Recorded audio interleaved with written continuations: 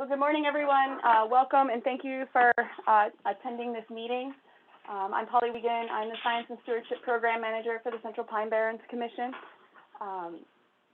We have gathered you all together today to talk about the Central Pine Barrens comprehensive fire management plan, the Prescribe fire management plan. We are in the final drafts of putting together a polished document, and you as DEC representatives and county representatives are involved agencies as part of the CEQA review process, and also the leading land managers on which we would be helping to advance prescribed fire management, and also the authorities in reviewing and signing off on these burn plans. And so we wanted to provide you with an overview, introduction to the components of the prescribed fire management plan, so that you would be better informed and have an opportunity to ask us questions. We will be sending out the plan for your review and oversight in the coming weeks, which I'll wrap up at the end of this presentation. So we'll start. I thought it would be useful if we all went around and introduced ourselves so that we all know who's on the call and each of the representatives. And then Bob Panko, our fire management specialist, will give the presentation on the plan itself. So Brian Gallagher, do you want to go first for introductions? And you're welcome to turn on your cameras if you like. Yeah, Brian Gallagher. I'm a state forest ranger down here in Suffolk County. I've been working down here for 21 years now, and I'm one of the local burn bosses. Look forward to the presentation. Thanks, Brian. Ed? Hey, good morning, everyone. Ed Schneider here. I am representing Suffolk County Fire Rescue. As many of you know, I recently retired from them, but I've also been appointed as the Deputy Fire Coordinator, which is a volunteer position. So they've asked me to sit in on this and assist Chief Lynch with anything that needs to be discussed on the county's behalf. So thank you, everybody, and good to be here. Mr. Lynch? Yes, I am Don Lynch. I'm the Chief Fire Marshal here in Suffolk County, and also sitting here with me is Assistant Chief Fire Marshal Joe Keithan. I know some of you are familiar with him. Great. Welcome. Nice to meet you. Rob Cole? Hi, this is Rob Cole. I'm a forester with Lands and Forests up in the Albany office. Great. Thanks, Rob. Chris Steigerwald? Hey, good morning, everyone. My name is Chris Steigerwald. I'm a Forest Tech 1 for the DEC in the Southern Pine Beetle program, and I hope to be helping out with these fires going ahead in the future. Great. Thanks, Chris. Captain Lasco? Good morning, everybody. I'm Jamie Lasco. I'm the state FMO for the Forest Rangers out of Albany. Great. Nice to meet you, Jamie. And John Winnett. Hi, yes, I'm your regional forester down here for Region 1 and for the DEC. Diana? Hi, Diana Lynch from Suffolk County Parks Environmental Unit. Great. Thank you very much. We might have some other folks joining us as we go along, and hopefully they will. So without further ado. But we also. Oh, sorry. Yeah. Our own staff. Sorry. I'm looking down the list. Sean? Sean Ziegler here. I'm the ecologist with the Central Pine Barrens Commission. Judy Jacobson, the Deputy Director with Central Pine Barrens Commission. John Pavasic, Executive Director, Central Pine Barrens Commission. And Bob Panko, I'm the Fire Management Specialist for the Central Pine Barrens Commission. All right. All right, good morning, everybody. Bob Panko here again, Fire Management Specialist for the Central Pine Barrens Commission. Wanted to talk about the comprehensive prescribed fire management plan. I do want to pass on to everybody that this is a plan that I took the lead on, but it's been a work of all the people that are in this room right here of the Central Pine Barrens Commission. And we're hoping that you'll find it a good plan as we go forward.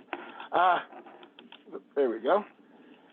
talk a little bit about our program here that we received in 2008, and it's valid through March 2023, a grant from the New York State DEC to develop, establish, lead, and implement an adaptive and collaborative prescribed fire program on the public lands in the Central Pine Barrens. Purposes of this grant were to build capability and capacity prescribed fire-wise within the Central Pine Barrens Commission, as well as to build prescribed fire capacity in the Long Island region, recognizing the fact that DEC has been doing as much as it can do, but has not been able to put much fire into the forested areas. And that's the focus of our grant, or our contract with the state, is doing prescribed fire in the forested areas of the pinelands. Some of the attributes, some of the things to talk about why Central Pine Barrens Commission is pretty ideally situated to be taking on this role. Our core mission is one of planning and coordination, and that's what this plan is all about, and that's what our prescribed fire program is all about. There's the Central Pine Barrens Commission staff, myself primarily, and any people that we hire on or have associated with this planning and prescribed fire implementation effort. We have dedicated time for prescribed fires. I said to my friend Brian Gallagher, Brian's got 17 balls he's juggling all the time, and I've got one ball that I have to juggle, and that is prescribed fire. We've been hiring some staff members who bring that respectable credibility on here. And myself, I've been a prescribed fire burn boss type 2 since 1994 under the federal system, and done prescribed fire in multiple states in multiple environments. Central Pine Barrens is also an organization. The benefit of our organization of managing this is that we have the capability. We're not constrained by jurisdictional land ownership. So we can be working with DEC to be writing up burn plans and implementations on DEC lands, but at the same time we could be working with the county as well. So that's a benefit about us working on this. Plan is authorized by the Central Pine Barrens Comprehensive Land Use Plan, the CLUP as people refer to it, 1999 Task Force, Wildfire Task Force Fire Management Plan, of which this is a quasi little subset, offshoot. That plan in Chapter 11 said that a comprehensive prescribed fire management plan was a necessity as we move forward in the program. So we're finally filling that need. We wanted to use this plan to provide interagency prescribed fire program direction so that all the agencies involved in prescribed fire could be playing along in the same concert, using a common theme and a common plan. The other aspect is that while New York State DEC has done secret compliance for prescribed burning on all the state pine barrens state forests, there's no other secret compliance on other state-owned lands as well as county-owned lands for the purposes of doing the prescribed burning. So this plan is to identify you all part of that process of trying to get secret compliance and environmental compliance on the whole area. What's in the plan? We start off with an ecological background and land use background, so you get the history of what's going on here and hows and whys this place was created and put together. It goes into fire weather, fire history, describing, if you're doing a prescribed fire plan, you really have to look at what's been going on in the landscape if you're trying to emulate that. There's an elaborate fuels descriptions of the 4 main fuel types that we have throughout the Central Pine Barrens. Talks about the legal requirements for doing the prescribed burning. Talks about the processes of burn plan preparation. Talks about various management techniques about what's going on in managing the overall program. And then a big portion of the plan goes into breaking down and describing 5 discrete landscape fire management units that break the 106,000 acres into subsets. And finally, research and monitoring. Again, if you're not doing a prescribed fire program based on monitoring of your outcomes and your goals and objectives that you've established, you're just really a paid arsonist. And so our goals here overall in the plan, safety is firefighter and public safety is always our number one goal. We're really looking at this use of prescribed fire to provide protection to developed lands, our wildland-urban interface. We're looking about having, through this plan, better understanding of the organization, agency responsibilities for each of the agencies in the Central Pine Barrens, shared prescribed fire prior process management units and priority targets, so that whether we're talking about prescribed fire or we're talking about ecological system restoration and other partners that we have that work in this, they can look at these geographic areas within the Pine Barrens and understand what we are intending to do, what needs to be done in those areas. It's big, an ecological, restore and maintain fire-dependent species in our overall ecosystem health. As you can see, southern pine beetles and other infestations, exotic invasive plants, kind of really bring home an important aspect of that. This one, to me, is really special, because I was new to this area here other than my years, decade plus of participation in the Wildfire Academy. But the peaks and valleys of prescribed fire activity in this area, and it just seems like, I looked into the history and you saw that, somebody got some funding here, and then there was a big emphasis on this, and they worked it for a few years, and then the funding went away. And then a few years later, there was another source of funding, and some other agency came in and did some things, another organization. Peaks and valleys of what it is, and we're hoping that this plan will help establish a more sustained, ongoing prescribed fire program that all the agencies can participate in together. Another thing about trying to boost what we're trying to do here, there's virtually no prescribed fire that has occurred in the forested areas of the Central Pine Barrens. And you really have to start looking at this on a landscape versus parcel by parcel basis. And we'll talk more about that as we go on through description of this plan. And we're also looking in this plan to help reduce the need for very expensive and time-consuming mechanical pretreatment work where we can do so safely and without just causing unwanted consequences. A little bit about the needs. We'll talk about the needs, and we say basically on the needs, some core things that we have going on: fire weather, fire history, and an idea to look and say, what are the alternatives to us to doing prescribed burning? What are other ways we can accomplish this? So the fire management plan does go into some of the fire weather history and helps relate it to prescribed burning. You can see this right here is a windrose from our Eastport RAWS station. It shows pretty much throughout the summer that the primary winds are out of the southwest, another big primary wind in the northwest, but we do get winds from all kinds of vectors. Probably a lot of that is sea breeze. However, if you look more into the fall and October, you see that there's a predominance of westerly winds. And all I'm saying is that, whenever I write a burn plan, one of the first things I ever look at is the local windrows to find out what possible vectors of winds I can rely upon to do writing my prescriptions. Another thing that fire weather-wise, when you crack into this fire history, fire weather, it seems intuitive, but it's kind of nice to see it on a chart.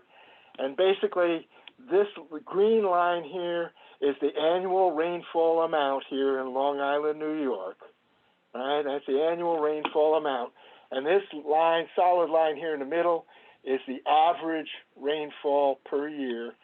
And so therefore, any of these places where the green lines are below the average, you can see that those are the areas where we're under drought. And if you correlate the fire years, so we went into the fire history from 1930 forward, and you looked at these years, you can see like here in the 60s, look at several years in the 60s, peak I think was 64, 65, and look at the drought that we had there. Just saying that pretty much large fires, and I want to emphasize the word large fires, because large fires are those that really drive the ecosystem here. So large fires pretty much almost exclusively have occurred only when you're in a good persistent drought cycle, right? I even anecdotally say that it also ties in pretty much to El Nino and La Nina, that most of those big years of fire have been under La Nina cycles, which are kind of, it's a different, it's usually a warmer and drier kind of situation. Another thing, if you look, so we did, as part of this comprehensive plan, looked at 90 years of fire. And most of this sources from Andy Wingich's study that he did, finished up in 1994, where he and two assistants went in and they documented by looking at the aerial photos and then drawing out fires onto the 1 by 24,000 topographic maps, quad maps. Unfortunately, of all the data that's in there, very few of those fires have actual fire dates that they occurred. So I limited, when I was kind of researching this stuff, I limited it to 30 fires that were pretty much large fires. And by large fires, I say meeting the national definition of fire is 100 acres or greater in forested area. So 30 fires that all but 4 met that definition, and the other 4 were also pretty large fires. They were 60 acres plus. 30 fires over a period of 90 years totaled 18,000 acres, just about. But when you really look into and saying the importance of when did these fires occur, that's what I was really trying to get to. Because if you're trying to write a prescribed fire thing and you're trying to write a plan for doing prescribed fire, you want to know when fires occurred naturally, so you can maybe mimic those processes. And granted, most of these fires probably were not natural in origin, but the season at which they occurred is a good thing, because that gives us the habitat we got left. Of those fires, I think it's pretty interesting that large fires in April and May were 80% of the ignitions that we had. And they totaled 50%, virtually 49%, you're seeing here, of the total acreage that burned in that 90 years, that 90 years. So I'm saying that you can look at that and say, okay, a lot of this fire probably occurs April, May. That's probably the most busy time of the year. And that probably, statistically that holds out. We do have this anomaly, though, and I say anomaly because I always considered in the eastern United States, we pretty much had a spring fire season and a fall fire season, and we had a minimal summertime fire season because of things that were lushed out from fuel moistures or everything's in full vigor. Yet we've got 5 of the fires in 90 years that accounted for only 17% of the total fires, but look, they burned 47% of the acreage. So looking at that and saying, you know what, it's probably important in this little ecosystem to have some fires that are going to be occurring in this July, August period of time, especially if we're trying to do some high severity kind of prescribed burning to mimic the severity of these natural occurring fires. Only one big fire, only one large fire in October, kind of surprised me, 600-acre fire, again, 3% of the acreage. So, whoops.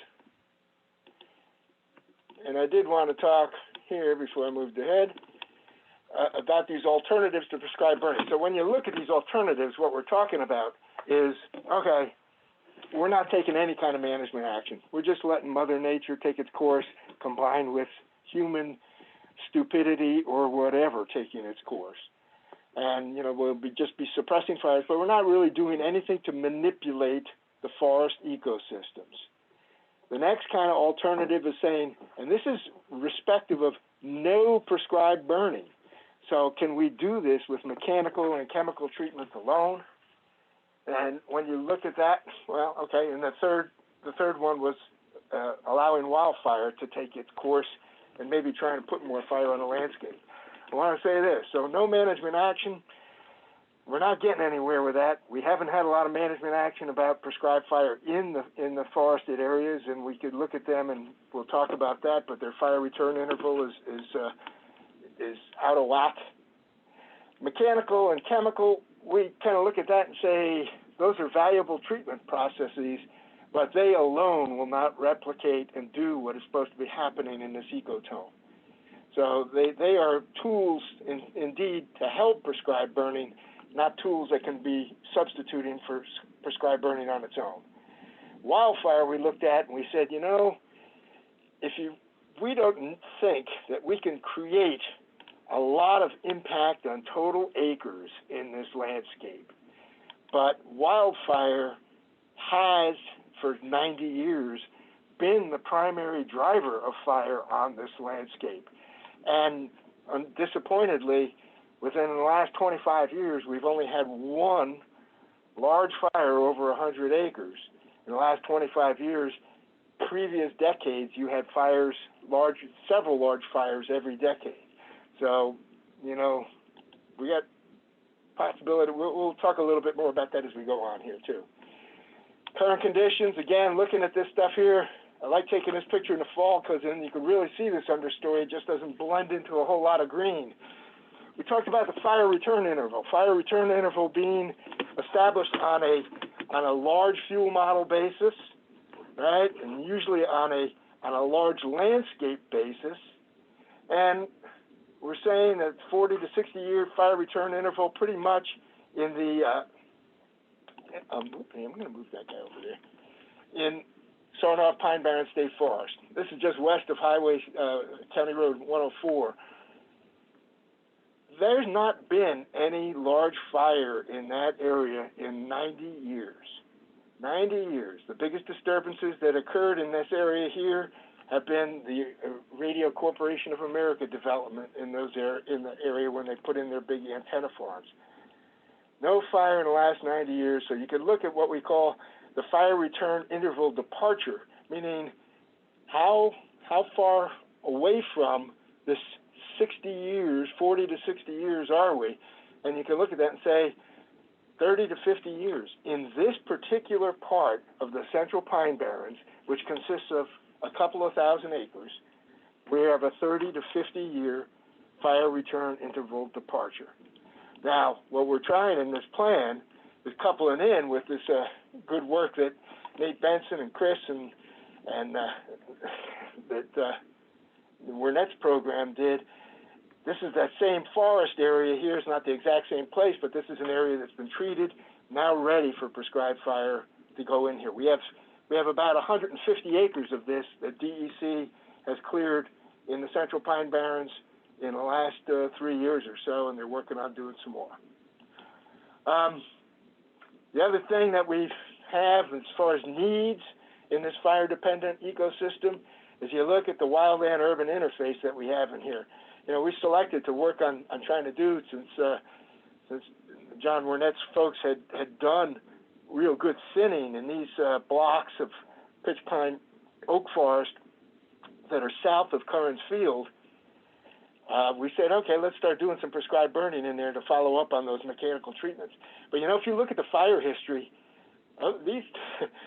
all these subdivisions right here were built on the ashes of burns that occurred in 1980 through mid-1990s. So it's kind of like, you know, kind of tells us that we need to do something to protect those habitat. And we look at the overall ecosystem decline, invasive species we got going on, the number of fire-dependent, threatened, and endangered species that we have here, a list that continues to grow, and say that, okay, the need is we need to put some fire out in here to help take care and reduce those ecosystem declines in invasive species. For Prescribe Fire program, what are some of the strategic actions we got lined up in here? Interagency collaboration, working together, that's our job to be pulling everybody, all the players. This conference right here is a great example of what we're trying to do as far as collaborating and bringing people together. Comprehensive fire management plan and then individual prescribed burn plans. Pre-fire vegetation treatment, you know, a cooperative kind of venture here where Central Pine Barrens will be doing some and New York State DEC is doing others. Implementation of the prescribed burning. Cooperative agreement establishment in the areas that we need it. Right now, Central Pine Barrens Commission is under contract with the state, so we don't need an agreement. But that contract is going to run out in March 2023 unless it's renewed. and then that'll drive a need for a cooperative agreement, and the draft is already in the works. Same going on with the county. All right. Central Pine Barrens Commission, in order to build that capability both for Central Pine Barrens and for the New York region, trying to use some of that grant money to establish a cache and have that set up so that we could have provide PPE and other fire management tools, et cetera, to folks that come in and work with us. Expanded public education outreach, monitoring pre and post burn. Again, that whole idea that you're basing upon your objectives of what you're trying to burn based on what you're trying to achieve based on your pre-burn monitoring, and then using post-burn monitoring to establish whether or not you have a measure whether you've achieved those objectives.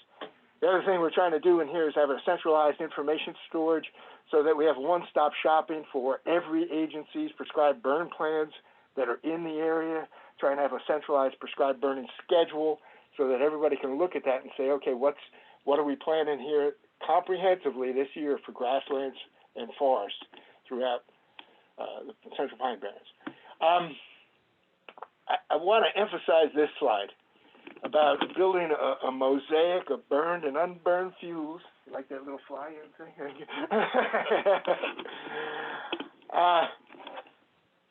You know, initially when we start doing this stuff, we're not looking at large broadcast burning. We're looking at trying to get in on small places and build some pockets of burned areas, trying to augment the work that's already been done mechanically. And we're also looking at, once we do that, we have ways that, okay, let's burn from adjacent areas and help expand that area, those areas. And again, small pockets, a mosaic of burned and unburned fuels, breaking down the availability of fuels, creating a barrier to fuels that may be coming in, and this is what I emphasize, this lower part right here. If we can focus, most of our prescribed projects right now that we have planned out are areas that are around and protecting wildland-urban interface subdivisions and communities. And if we can indeed provide between mechanical and prescribed fire a higher level of protection for our subdivisions, then perhaps the structural firefighters or the firefighters who suppress most of the fires may be able to switch to a little more indirect approach, and that will put more fire on the Central Pine Barrens landscape.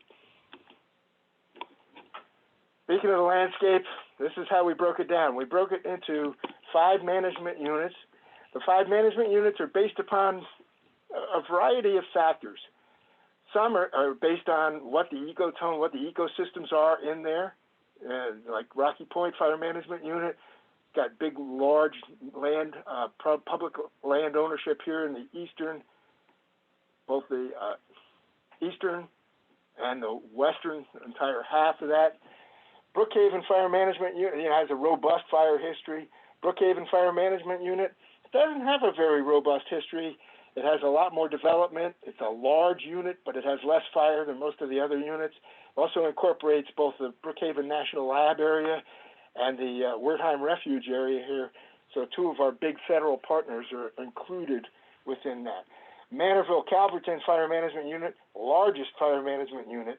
And might add that these the lines of these units also matched up with Polly. What is it? The PLC stewardship. The PLC stewardship land. What PLC mean? Protected Lands Council. The Protected Lands Council stewardship zones. These lines pretty much married up. I worked on developing these independently, and then Polly and I put our heads together and said, "Oh my God, they're kind of like they marry up." Of those stewardship units, which are based upon environmental and ecological conditions. Another thing is that, though, that the lines create a hard barrier. There's no places out in the middle of nowhere that are break points on these fire management units. And they're based upon a lot of ecotone and fire history stuff. With the dwarf pines here is almost a solid ecotone. And Southampton FMU is sort of like, wow, that's a great fire management unit that has a lot of state-owned lands on the western side and mostly county-owned lands throughout in the county park areas in the middle, and is almost like a wilderness of pitch pine forests. You look at this, the statistics on this that we pulled together as part of this plan. I mean, there's the total acres of the Central Pine Barrens, and look at that, publicly owned land makes up 57% of that, of which 54% of the core preservation area, which is that W word I just used that almost characterized that as wilderness kind of landscape. 54% is that in core preservation area. You see the size here of these different units. Rocky Point is a relatively small unit. Dwarf Pines is our smallest unit, but made up pretty much of one particular ecotone. And then Brookhaven, Manorville, Calverton Fire Management Unit. Boy, I tell you what, that one is the shining star of all the fire management units. It's got the most robust fire history. It's got some of the largest fires, and it's got some of the most active prescribed burning that has occurred starting in 1997. All right, switching topic here. When we actually talk about burn planning for prescribed burns, emphasizing the fact that we're taking more of a landscape approach.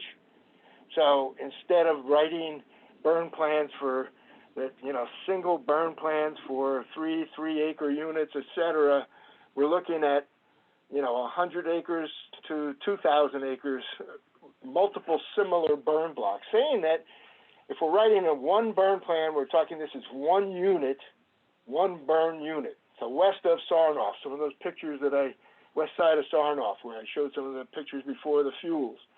We're looking at about 1,200 acre prescribed fire unit there, right? And of that, 75 acres have been pre-treated, have been mechanically thinned. But look at all these other burn blocks that surround this, and with the westerly winds component, have to work with smoke, try to work it out. But the idea is that this also becomes what we call a prescribed fire enhancement zone. So a little bullet right there. Prescribed fire enhancement. This stuff has been mechanically treated. It's good to go. We need to treat that as soon as we possibly can to take advantage of the mechanical treatment. Once we've got that block, we can move into these other untreated units that are adjacent to them and start burning into the block of those treated areas. That allows for maybe a little bit more aggressive fire, right? Then because the units have not been thinned, but that's still, it's pretty important to put a wide diversity of fire outcomes on the landscape. So that's what we're talking about in these plans. I could tell you, I've been working along with Brian Gallagher on researching on this burn plan here. This is mostly all pine oak forest or oak pine forest. So we're talking about similar burn blocks, similar fuels, similar habitats. Writing one burn plan for a 10-year shelf life. If right now in the burning review plan process, there's 14 people that need to sign off on all these burning plan reviews. If we got the same 14 people looking at, instead of 5 20-acre plans, they're looking at 1 2,000-acre or 1,200-acre plan, a more efficient use of our resources. Another thing that the plan lays out a blueprint for is doing modifications of plans versus rewrites. And, as a prescribed burner, I can tell you that I've often encountered situations where we want to modify what is in the plan and still make that without rewriting the whole plan. That might be a drier or wetter prescription parameters. It might be a little bit of a different vector of wind permitted for doing a burn, or more restrictive. So the idea there is that we have a landscape plan and we can modify that. And that might even include adding in a little block that has not been covered before, or modifying something that has been now treated and is a little different. We also, though, have target burn plan. The drawbacks on those, it's a lot of work for those writing and reviewing for small acreage outputs. But when we could use this as we did for this Fresh Pond wildfire drill zone plan, presents a 9-acre training ground in the forest that is embedded in grasslands that have been routinely burned on a 1 to 3 year basis that surround these forested areas. This is a place where we can do some drill training in and get some qualifications without sending people out west for some of our squad boss and IC Type 5 qualifications that are needed, and the single resource bosses too. Where are we going? Desirable ecological outcomes that we're trying to accomplish here, improving forest health, resiliency to pets and diseases, increasing native species diversity by opening up those pockets and having them more mosaic on the landscape. Sure, suitable habitat, again, the same thing for rare and endangered flora and fauna. Retain species-specific fire adaptations. Where we're looking at implementing these strategies, we got sites already with improved burn plans. Those are our top priorities to burn. We're looking at building and establishing these prescribed fire enhancement zones, areas that have been mechanically treated, and many of these strategies overlap with each other. Prescribed fire enhancement zones and areas that have southern pine beetle control, forest health improvements, have sites that are in the wildland-urban interface. They all overlap with each other. Another thing here, though, they're looking at is an innovative strategy. In 2020, we had a number of wildfires that occurred over in the Otis Pike, Pine Barren State Forest area primarily. These are areas that maybe we can burn adjacent, again, using them like a prescribed fire enhancement zone, places where we can burn into existing black. Training is still a high considerable priority. Grassland burns, our contract is not for grassland burns, but we're trying to incorporate and encompass grassland burning into the overall strategy in this comprehensive plan. And then looking at areas that are in maintenance condition, that is sites that maybe they don't really need a lot of intensive work before we can actually do some burning on them. And that might be some good opportunities in the future where we could start expanding the amount of acreage that we're looking at. Summary here, right now in this plan, and again, this doesn't preclude any kind of future planning, changes and additions. We're talking about a dynamic plan that's adaptable. Right now, though, we've identified 18 potential projects. They total about 8,000 acres of this overall 106,000 acres. That makes up 7.5% of the Central Pine Barrens. We're imagining that without additional expansion and a large increase in funding, that our target goal is to try to put 300 acres of forest area fire on the ground each year. That's still not going to result in a lot of total treatment and manipulation of this area, but it will allow for a little bit more of maybe more of an indirect approach for suppression fires. Patch burn-in versus broadcast, we already talked about. Most of this stuff right here off the bat we're going to do is just going to be patches within these treatment areas. We're going to connect the dots over routine, burning 3 days a week if we can, try to connect the dots on some of those patches. Keach Fire and Drought Index is used in these prescriptions. We have allowed that, modeling it after the Cape Cod National Seashore program that has been doing prescribed burning in these pitch pine barrens for 20 plus years. We've expanded to allow for some pretty high drought index conditions. That also allows for a little bit more aggressive fire for disturbance purposes in the future. Big thing that I really want to emphasize to everybody is that there's no surprises in any of this. When we write a burn plan, we're taking into account working with all our collaborative cooperators, with all the people that are in all the disciplines, to make sure that the plan, when it's presented to everybody for final approval, has got all the constraints and things that it needs into it. That's pretty much it. I'd throw it out. We've got some questions. So we're running a little behind because we were waiting for a couple people. So I want to give, you all, both from the state and the county, the opportunity to ask questions on the Prescribe Fire plan and the presentation. So I guess I would open it up to questions. Brian Gallagher here. Hey, Brian. Can you guys hear me? Yes. Yeah, so my question is, what is the sub-plan for staffing trying to burn 3 times a week?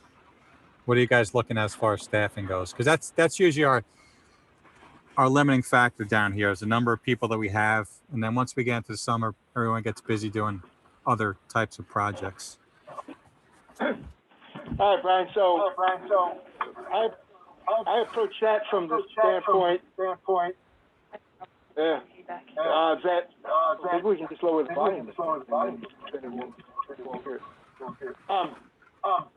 That I wanted to have a dedicated squad of 5 people when we're trying to do for a number of weeks when we're trying to do prescribed burning.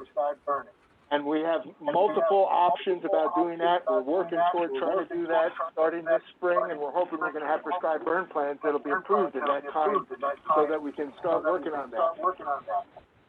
Some of the ideas were that we would try to hire some staff, or we could possibly work with other cooperators out of state that we could bring in to augment the staff for periods of time. However, the drawback to that is pretty much everybody's trying to burn at the same time, probably, throughout the Northeast. So that's kind of hard. It's also kind of hard because the Central Pine Barrens Commission does not have a unit identifier in the national system, so we would have to be mobilizing people through New York State. It's fine as long as they want to help, wanted to help work. But a guy named Brian Gallagher, I was out in the woods this one day, we were talking about just this problem. He said, man, when TNC was here, they had the SCAs here. And I was like, the light bulb went off. So one of the most likely things that we have working with the National Office of the Student Conservation Association, they're looking to advertise a program for Prescribed Fire crew that would start with us in mid-March, be with us through the end of April. That would consist of this crew of 5 Central Pine Barrens staff, and some of Gallagher's posse, volunteers, and/or DEC folks. We could all collaborate together and try to put fire on the ground 3 days a week. The burn plans get shut off in the forest area for June and July because of burning through bats. So that's all right. So we're hoping to get some burn done this spring. And then even under higher KPCI conditions, in mid-August or so, when we can resume burning, we're hoping to get some burning done in August, September, and October. The other little opportunity we did have a team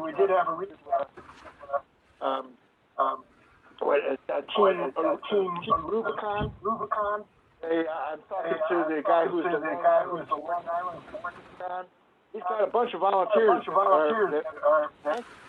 They might not be able to help us with prescribed burning, but they may be able to help us with hand tool and mechanical reduction of fire lines,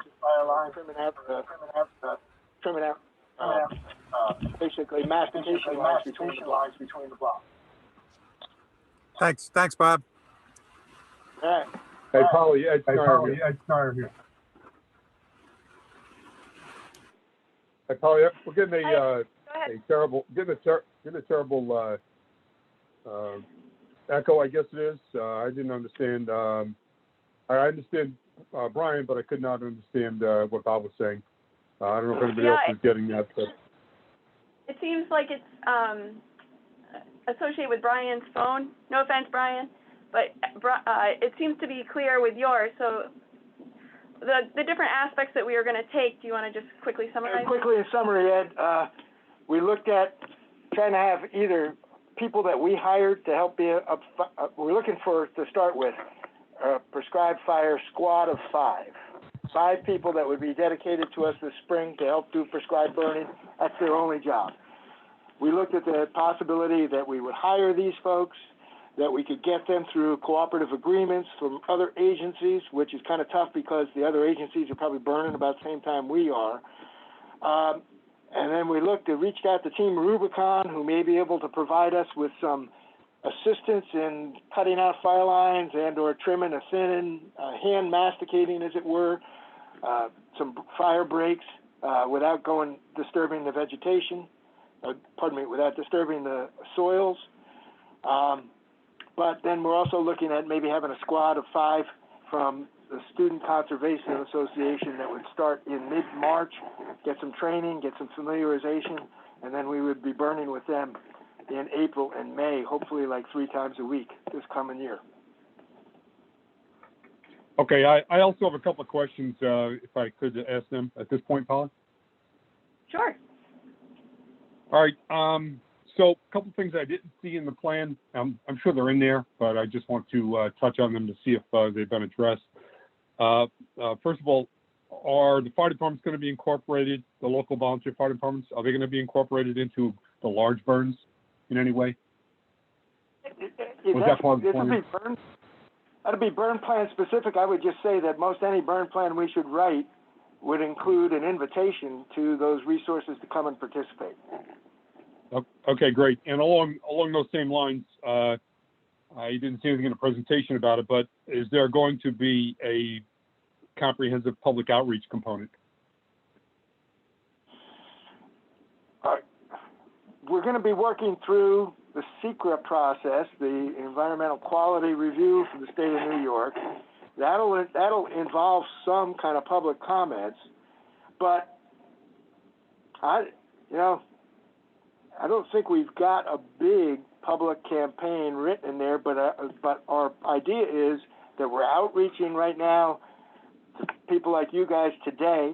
Tonight we're going to be addressing the Wildfire Task Force, so hoping that'll reach out to lots of people, not only in the structural fire or the fire management community, but that'll encourage them to also be reaching out to their constituents and their publics. And then within the plan themselves, there's... Oh, sorry, Ed. There is a... I was more concerned... Go ahead, Polly. No, ask your question. No, I was more concerned about the public as far as, the homes and residences along the area where you're going to be, near where you're going to be burning. I should say downwind of where you're going to be burning. Because just putting smoke signs out is not going to be, universally helpful, I don't think. Right. Ed, I will tell you this.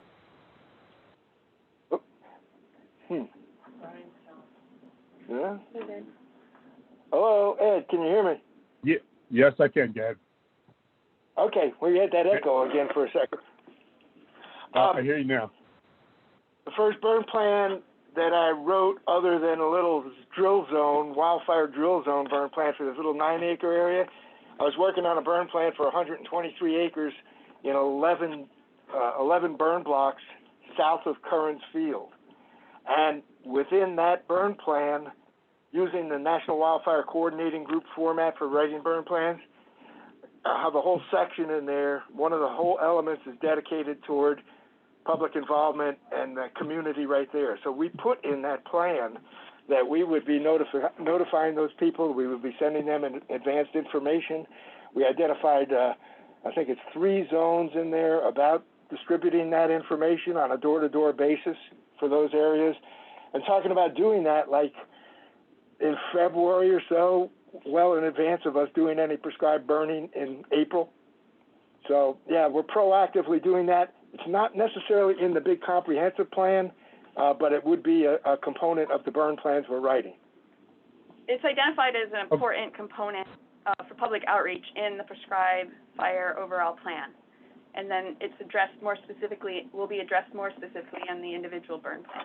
And I would say, Ed, I'll even add to that, when you look at the staffing plan for that burn, those areas that are right there south of Currens Field, the staffing plan for that basically says that the proximity and visibility of those burns is another added factor in staffing.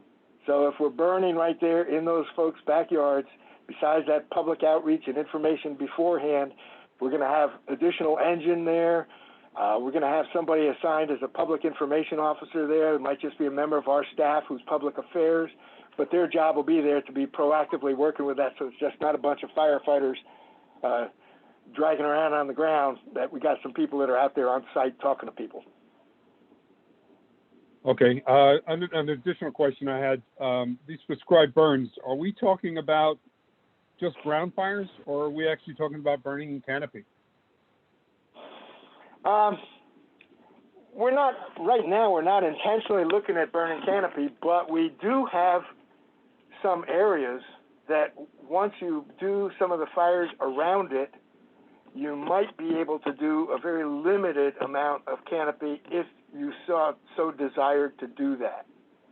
And again, that's the way it's written up in the plan is just saying whether it's for ecological research or special monitoring purposes, that you might consider that, but it would be on a very limited basis. Most of these fires, you're looking at consuming 1 and 10 hour fuels, and then we're also looking at trying to work out how we're going to deal with the 100 and 1,000 hour fuels in maybe under more drier conditions, to where we can burn some of those areas where you can consume some of those, but have to burn very small acreage. Otherwise, you're there trying to mop up everything till kingdom come. Yeah, this is Jamie Lasko up in Albany for the Rangers. It's going to piggyback right on Ed's question, because two of your biggest problems are smoke management and public education. You have a population that equates smoke and fire in a negative way. The outreach is going to have to be substantial to change that view. And like he said, just putting some signs up isn't going to work.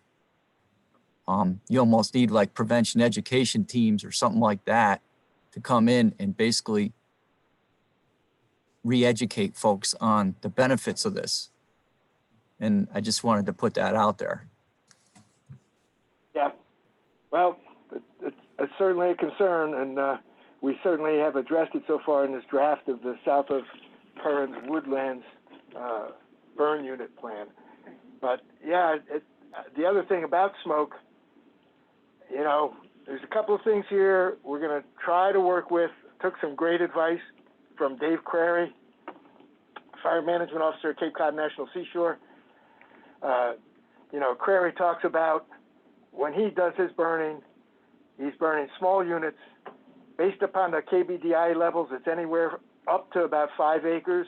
And if the KBDIs are that much higher than, say, 250, they're above 250, he starts restricting the acreage to maybe 2 or 3 acres. He's doing it with a small amount of people.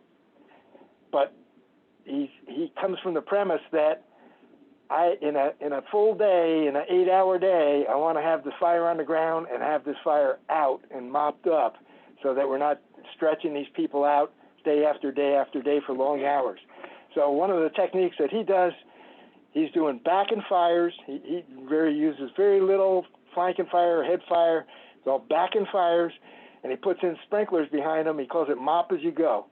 You're burning off an active sprinkler line, and then as the backing fire slowly burns through, say 2 acres in a unit, burning a little patch in a unit, you go in there and advance those sprinkler lines so that you're coming in and you're actually mopping up the fire as you go through. So mop as you go is a technique that he had.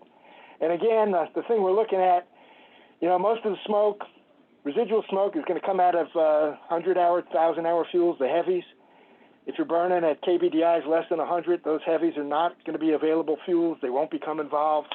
They won't be involved until you get into some higher, drier KBDI components. So. And just to add to the public education component, we recognize that that's going to be one of the largest hurdles we have to overcome. And we have dedicated funding in the contract to have a public education campaign that's developed in association with the fire program to help increase people's awareness of the importance of prescribed fire, that it's a natural regimen and helpful regimen within the system, and to help really educate the public about the Pine Barrens ecology overall and the different tools that we're using to manage, because it's not only prescribed fire that I think that they're resistant to, it's also the cutting of trees, which is something that's a contingency in order to move forward prescribed fire in association with those forest health treatments. And Captain, one other thing that I don't know if everybody on this conversation is aware of this, but in that Rocky Point Fire Management Unit, which is where the south of Currens prescribed fire burn unit is, portions of the Brookhaven Fire Management Unit and portions of the Manorville-Calverton Fire Management Unit. Several years ago, the Central Pine Barrens Commission did go forward and do a community wildfire protection plan, the CWPP, in that area. That has led to considerable outreach and public, public discussions, comments, meetings. We've been following up with that. Judy has been taking the lead in the Central Pine Barrens Commission about following up with CWPP stuff with those communities. So there's some good headway out there already about public awareness and outreach and benefits of prescribed fire. And I would say that the areas that we are targeting for some of these prescribed fire projects, like south of Currens, are areas that were identified in the CWPP plan of needing community protection. So. Yeah, Bob, Brian Gallagher here. I would just, one suggestion that we did at Sarnoff when we burned back in the mid-2000s was we had 2 or 3 meetings with civic associations. So the local community members who were interested could come and ask questions in person. And it seemed to work really well. And we had a couple, we had fire department members there as well. So if they had any questions directly for the fire department, they could field those types of questions. And those seem to be pretty well received. Great. Thank you, Brian. So it's 12:07. I don't want to go over too long. Was there anyone else that had any other questions that, we really would like to give you an opportunity to ask those questions? This is Don Lynch. Ed Schneider pretty much covered most of what I was going to ask, just how far in advance we were going to let the public know. Fire departments, if we were going to need those, we'd have to obviously let them know. And then if any, or how much county property was going to be involved in some of this burning. That's stuff we would just need to know, but I don't really need answers on any of that right now. Happy with that. Thank you. Diana or Rob?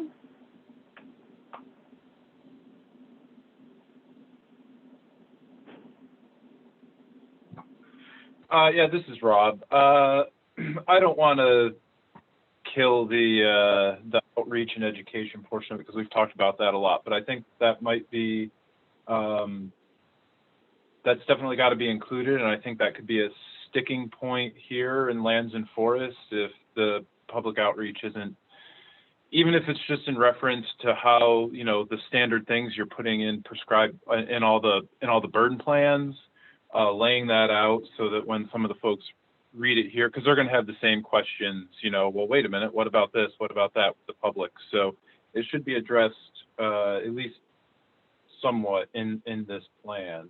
Otherwise, it sounds very thorough.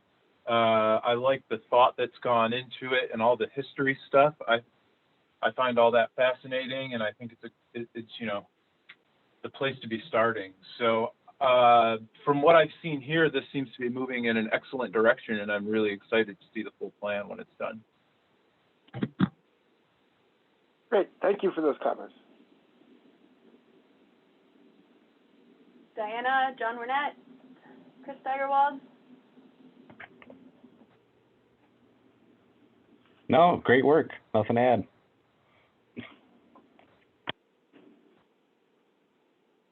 Hey, Paul, you said Schneider. Yeah, I thought it was really good on my end as well.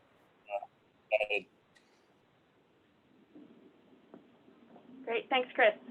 Ed? Yeah, just one thing I saw in the presentation. Maybe I misread it or breezed over it, but I saw a comment in there about, you know, looking forward to future strategies or reasons for doing these burns was so that fire departments might be able to let fires burn in the future.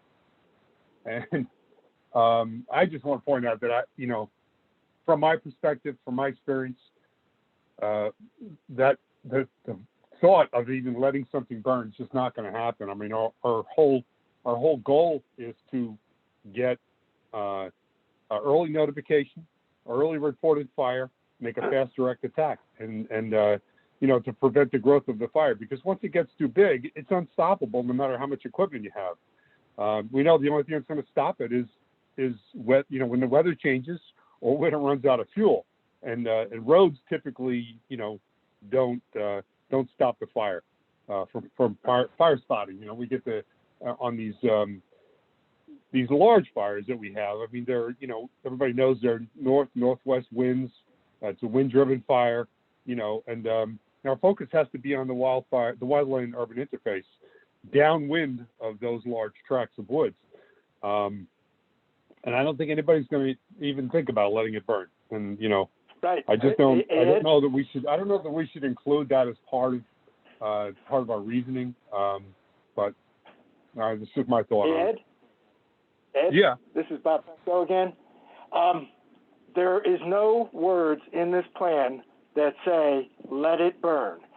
And I've got to tell you that, you know, when it came to on a national level, talking about wildland fire use, which was the idea of allowing naturally ignited fires to play out their role in certain areas, like in wilderness and things like that. You know, the history is that somewhere in Sequoia National Park, back in the 1970s or so, somebody drew a line on a map and they wrote up above there, let it burn. No one ever is intending let it burn. What we are advocating is a little bit more use of indirect attack if possible. And if possible, always precludes everything. With public safety, you know, if you could possibly do a little more indirect using existing brakes instead of plowing in and punching in a line, you know, 150 yards from a major road or fire break, trying to take advantage of the fire break, if that's possible. And if that's possible, you cannot have more public safety jeopardy. You cannot have generation of additional smoke that causes public safety jeopardy. You have to protect private property, right? But even now,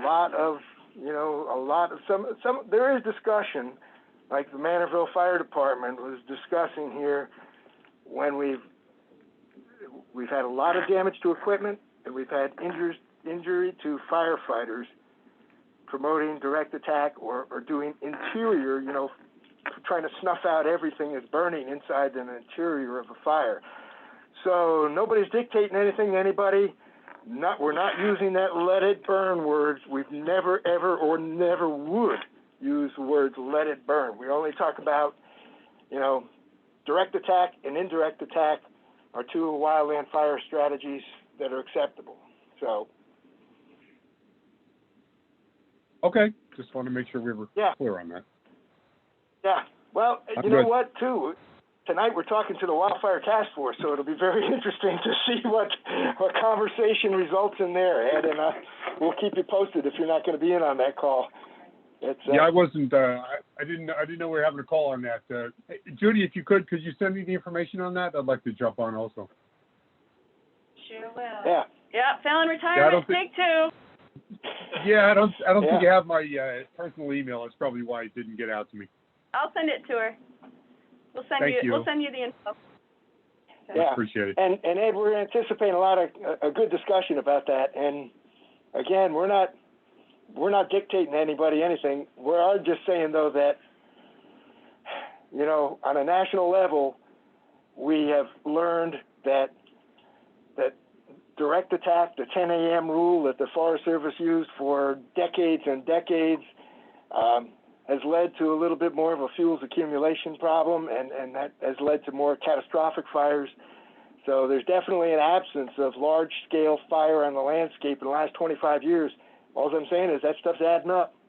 It's adding up. Yeah, well, So, I think we know that, Bob. I think everybody's kind of aware of that. But like I said, I'm just, I'm not fighting you on this. Don't get me wrong. I'm all for this plan. I think this is great. Just saying you better choose your words carefully when you speak to them about it. Yeah. I appreciate your candor. Nick. All right. Diana, did you have anything that you wanted to add before we wrap up?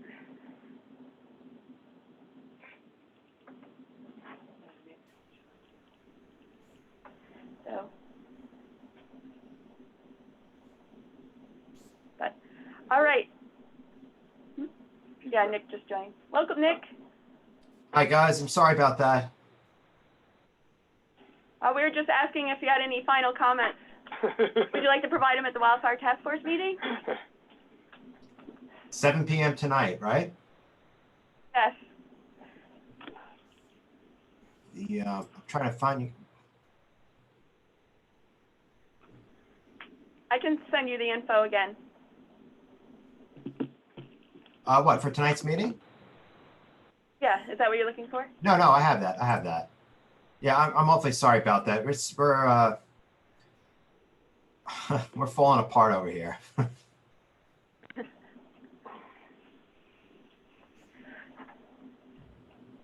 All right. Well, we could talk on the side later if you'd like, if that's preferred. But for next steps, I just wanted to acknowledge Bob and all the work that he's done to put this plan together. Yeah, his wealth of expertise and knowledge and on-the-ground experience has really been validated in this plan. We wouldn't have been able to draft it without his expertise and his vision, and so I just want to recognize him for that. He's put a wealth of time into this plan, and I think that we're developing something that we hope is useful for all of the partners. And in that accord, we very much appreciate all of your expertise and knowledge to ensure that we're making and developing a plan that is useful for you as well. And I think you guys are great in asking some hard questions on the fly, which is only helps make and strengthen this plan. So if you have any additional, please let us know. We'll be initiating the SECRA process and trying to establish lead agency at the December 16th commission meeting. And in that accord, we will be sending the involved agencies, Carrie Meek Gallagher and Sarah Lansdale, the lead agency letter to sign off on. But we also will be sending you as a CC to that letter and a copy of the draft plan for your review. And we would ask for comments as soon as possible thereafter. On January 21st will be our next commission meeting where we hope to establish lead agency. And if we get all the comments back and incorporate all the comments into that plan, we expect that reflective of other similar plans that have been done related to fire management and management plans, that we would hope to determine a negative declaration at our January meeting for the plan itself. So those are the next steps. If anybody has any questions, can answer that now. Otherwise, we will be in touch with you soon with the paperwork around December 16th. So thank you for your time today. We've recorded this and we can post it on our website. We also will record the Wildfire Task Force meeting presentation and post that, and we also be giving this as a third presentation, a little bit more abbreviated presentation at the commission meeting on December 16th. So. Hey, Polly? Yes, Ed. Yeah, I was just looking at the notes, the chat here. Looks like Don Lynch doesn't have a microphone. Maybe he had something he wanted to say. I'm not sure if he was muted on your end or what. Oh, he did make comment. Yes. Oh, okay. Okay. No problem. Afterwards. He's on there twice. I'm not sure why. Okay. But we did You out, Ed. Don. Ed, I just left you out. Sorry. Yeah. Okay. I didn't want you to hear me. So, but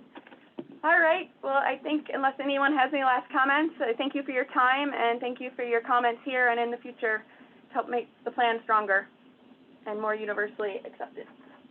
So. All right, take care. Alrighty. Have a good week. Thanks, everybody.